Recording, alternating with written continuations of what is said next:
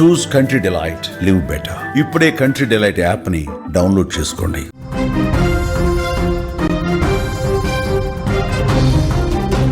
Bharat Pakistan mega final కు రంగం సిద్ధమైపోయింది. Asia cup తుది సమరం ఆదివారమే. చిరకాల ప్రత్యర్థుల మధ్య మరొకసారి క్రికెట్ యుద్ధం జరగబోతోంది. ఇప్పటికే 2 సార్లు మన చేతిలో చావు దెబ్బ తిన్నది పాకిస్తాన్. గత వివాదాలతో ఈసారి ఫైనల్ మ్యాచ్ ఇంకా ఉత్కంఠంగా మారే అవకాశం కనిపిస్తోంది. మూడోసారి కూడా పాక్కి చుక్కలు కనిపించబోతున్నాయి. భారత్ ధాటికి పాక్ కొద్దిగంటే కొంచెం కూడా పోటీ ఇవ్వలేని సిచ్యువేషన్లో పాకిస్తాన్ ఉంది.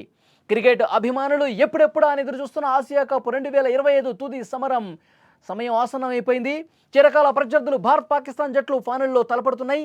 సెప్టెంబర్ 28వ తేదీన ఆదివారం రోజు దుబాయ్ వేదికగా జరగబోతున్నటువంటి ఈ మ్యాచ్ కేవలం క్రికెట్ పోరు మాత్రమే కాదు, 2 దేశాల అభిమానుల ఆత్మగౌరవానికి సంబంధించిన ఒక మహాయుద్ధంగా మారబోతుంది అనటంలో ఏమాత్రం డౌట్ లేదు.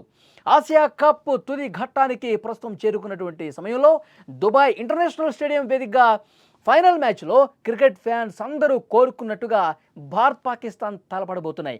ఒక్క నిమిషం మీకు చెప్పాలి, ఈ ఫైనల్ మ్యాచ్లో నిన్న బంగ్లాదేశ్తో పాకిస్తాన్ ఆడే సమయంలో పాకిస్తాన్ గెలవాలని చెప్పి చాలామంది ఇండియన్స్ కోరుకున్నారు. ఎందుకంటే ఫైనల్లో పాకిస్తాన్ రావాలి, మనతో ఫైనల్లో పాకిస్తాన్ ఆడాలి, పాకిస్తాన్ని మళ్ళొక్కసారి చావు దెబ్బ కొట్టాలి, చావు దెబ్బ కొట్టి పాకిస్తాన్ మీద మనం ఘన విజయం సాధించి మనం కాలర్ ఎగరేసుకోవాలి, 3 మ్యాచ్ల్లో కూడా పాకిస్తాన్ నడ్డి విరిచింది భారత్ అని చెప్పుకోవాలి.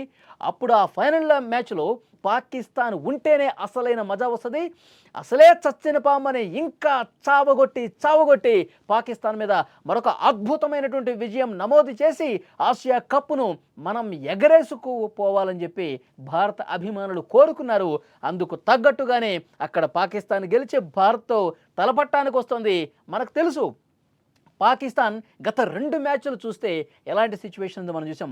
వాళ్ళు రెచ్చగొడతా ఉన్నారు, స్లెడ్జింగ్ చేస్తూ ఉన్నారు, వాళ్ళు పూర్తిగా ఈ విమానాలు కూలిపోతున్నాయని 6-0 అని ఇలాంటి రెచ్చగొట్టే ప్రయత్నాలు చాలా చేసింది. కానీ మనం ఎక్కడా డైవర్ట్ కాలేదు, ఆట మీద కాన్సన్ట్రేట్ చేశాం, చావు దెబ్బ కొట్టాం.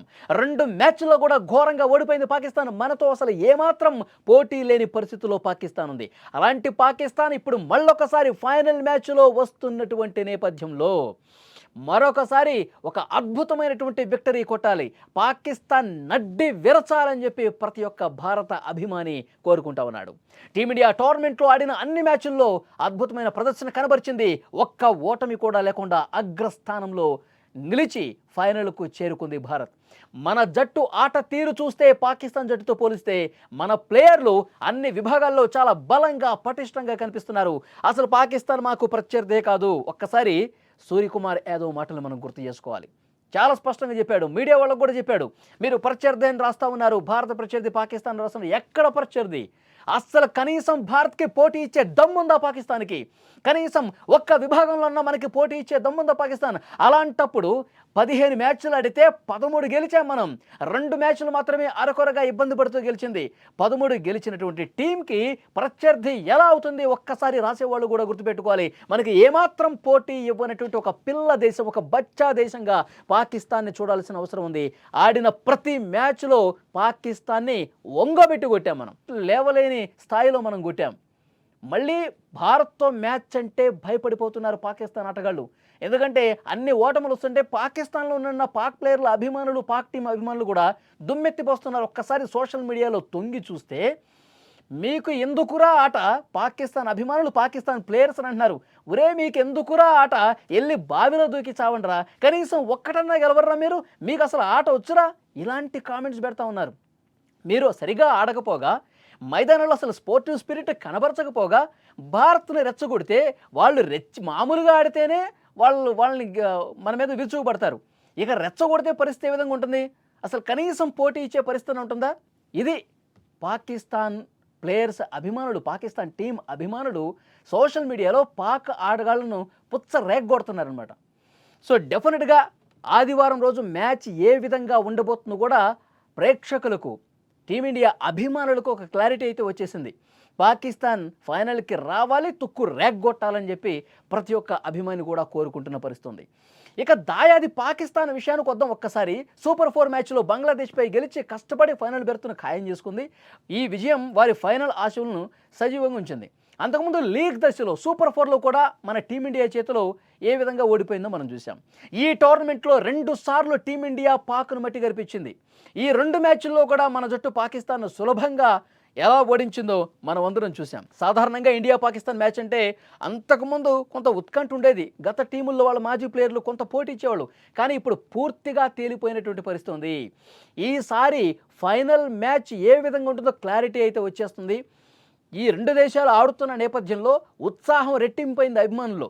ఈ 2 జట్ల మధ్య ఇటీవల జరిగిన మ్యాచ్ల్లో కాంట్రవర్సీస్ చోటు చేసుకున్న నేపథ్యంలో ఇప్పుడు ఆ ఇంట్రెస్ట్ ఇంకొంచెం పెరిగింది. వాళ్ళు ఏ విధంగా రెచ్చగొడతారు, వాళ్ళు రెచ్చగొడితే మన వాళ్ళు ఏ విధంగా కౌంటర్ ఇవ్వాలో కూడా ప్రిపరేషన్స్ జరిగిపోతున్నాయి. అభిమానులు కొన్ని సలహాలు సూచనలు కూడా ఇస్తున్నారు. ఈసారి మీరు వాళ్ళు గనక రెచ్చగొట్టేలా చేస్తే దానికి తగ్గట్టుగా మీరు రియాక్ట్ అవ్వండి, అది మైదానంలో వాళ్ళకి బుద్ధొచ్చే విధంగా మీరు రియాక్ట్ కాండి అని చెప్పి అభిమానులు చెప్తా ఉన్నారు. మొదటి మ్యాచ్లో షేక్ హ్యాండ్ వివాదం, రెండో మ్యాచ్లో పాకిస్తాన్ ఫాస్ట్ బౌలర్ రవూఫ్ చూపించిన ఆవేశపూరిత చేష్టలు. పాక్ బ్యాటర్ వాడు ఉన్నాడు కదా, గన్ ఫైర్ ఇట్లా పట్టుకుని 50 పరుగులు కొట్టాడో లేదో, అసలు వాడి పేరు ఎవరికో క్రికెట్ తెలిసిన వాళ్ళు ఎవరికి చాలామందికి తెలియదు. వాడు 50 పరుగులు కొట్టాడని బ్యాట్ పైకి లేపి ఇది గన్ ఫైర్ చేసి సెలబ్రేషన్స్ అంటే అవి. అసలు మైదానంలో ఎవడైనా గన్ను పట్టుకుని ఇట్లా గన్ ఫైర్ సెలబ్రేషన్స్ చేస్తాడా? భారత్ పాకిస్తాన్ మధ్య అంతకుముందు మే నెలలో ఎలాంటి ఉద్రిక్త పరిస్థితులు ఉన్నాయో చూడలేదా?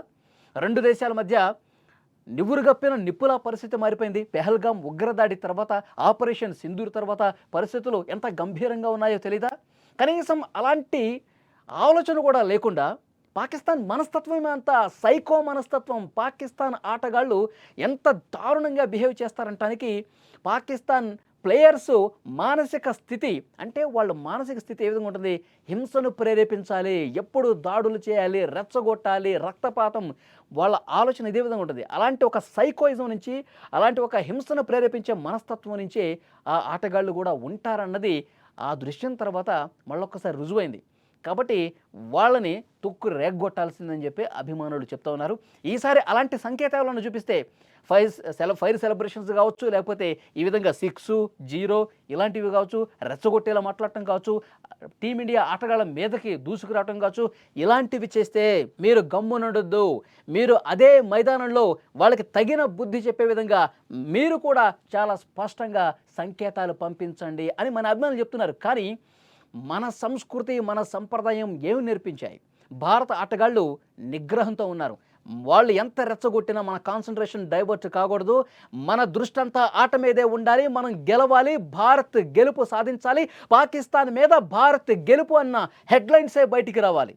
ఇది తప్పించి భారత ఆటగాళ్ళ ఆలోచన వేరేలా లేదు. అందుకే వాళ్ళు ఎంత ఇదిగా ప్రవర్తించినా, ఎంత కోతుల్లాగా సైకోల్లాగా బిహేవ్ చేసినా మనం పట్టు కోల్పోలేదు, నిగ్రహాన్ని కోల్పోలేదు, మన ఏకాగ్రతను అసలే కోల్పోలేదు. ఆట మీద పెట్టాం కాబట్టి గత 2 మ్యాచ్లు అద్భుతమైనటువంటి విజయాలు నమోదు చేశాం.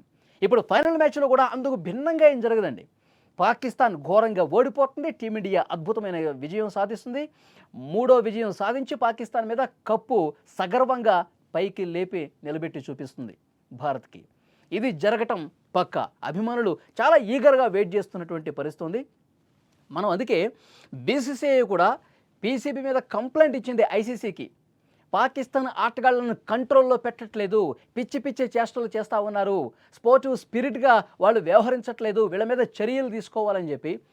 ఎందుకంటే పీసీబీనే రెచ్చగొట్టి విధంగా ఆటగాళ్లతో చేస్తుందని ఒక పెద్ద డౌట్ ఉంది. వాళ్ళ పాకిస్తాన్ క్రికెట్ బోర్డే ఈ విధంగా చేయిస్తుందేమో, మనం ఎలాగూ గెలవలేము, కనీసం రెచ్చగొట్టైనా వాళ్ళ ఏకాగ్రతను దెబ్బతీసైనా గెలవండ్రా అని వాళ్ళ బోర్డు ఏమన్నా వాళ్ళకి చెప్తుందా? అందుకే వాళ్ళ మీద అసలు ఆ బోర్డు ఏమన్నా రియాక్ట్ అవ్వాలి. వీళ్ళు ఇంత చేస్తే ఇది తప్పురానైనా అని చెప్పి వాళ్ళ బోర్డు అన్న రియాక్ట్ అయ్యి వాళ్ళ మీద క్రమశిక్షణ చర్యలు తీసుకోలేదా? తీసుకోకపోగా ఇంకా చేయండి అన్నట్టు రెచ్చగొట్టే విధంగా ప్రయత్నం చేస్తూ ఉంది. అందుకే పీసీబీ మీద బీసీసీఐ ఐసీసీకి కంప్లైంట్ చేసింది. లిఖితపూర్వకంగా సమాధానం ఇవ్వాలని చెప్పి కోరింది. వాళ్ళు ఇవ్వని పక్షంలో దాని మీద గట్టి చర్యలు కూడా భారత్ డిమాండ్ చేస్తున్నటువంటి పరిస్థితి ఉంది. సో చూద్దాం వీళ్ళ ప్రవర్తన నెక్స్ట్ మ్యాచ్ ఏ విధంగా ఉండబోతుంది, ఫైనల్ మ్యాచ్లో వీళ్ళు తీరు మార్చుకుంటారా, పద్ధతి మార్చుకుంటారా, లేదా ఇంకా సైకోల్ లాగానే బిహేవ్ చేస్తారా అన్నది చూడాల్సిన అవసరం కనిపిస్తుంది. అభిమానులైతే చాలా క్లియర్గా ఉన్నారు, క్లారిటీగా ఉన్నారు. భారత్ ఫైనల్లో మరొక అద్భుతమైనటువంటి విజయాన్ని నమోదు చేస్తుందని చెప్పి చాలా స్పష్టంగా ఉన్నారు. పాకిస్తాన్ ఆటగాళ్లను తుక్కు రేగ్గొట్టి ఒక అద్భుత విజయం రాబోతున్నట్లు ఏమాత్రం డౌట్ లేదు. ఇప్పటికే ఆటగాళ్ళు ప్రాక్టీస్లో నిమగ్నమైపోయి ఉన్నారు. ఫైనల్ మ్యాచ్ ఎంత రసవత్తరంగా, ఎంత ఉత్కంఠగా, పాకిస్తాన్ మీద ఎంత గొప్ప విజయం సాధించాలి. విజయం అయితే ఫిక్స్ అయిపోయింది, కానీ ఈసారి విజయం ఫైనల్ మ్యాచ్లో ఇంకా ఎంత గొప్ప విజయం సాధించాలి. పాక్ ఆటగాళ్ల మానసిక స్థితిని మనం ఏ విధంగా వాళ్ళని మళ్ళీ ఆ విధంగా చేయకుండా, మళ్ళీ మైదానంలో అలా పిచ్చి పిచ్చి బిహేవ్స్ చేయకుండా ఇంకా ఎంత గట్టిగా తిప్పికొట్టాలన్నది భారత ఆటగాళ్ళు అదే ఆలోచనతో ఉన్నారు. సో మరొక అద్భుతమైనటువంటి మ్యాచ్, రసవత్తరమైన మ్యాచ్, ఉత్కంఠభరితమైనటువంటి మ్యాచ్ ఆదివారం జరగబోతుంది. ఫ్యాన్స్ అందరూ కూడా ఈగర్గా వెయిట్ చేస్తున్న పరిస్థితి ఉంది.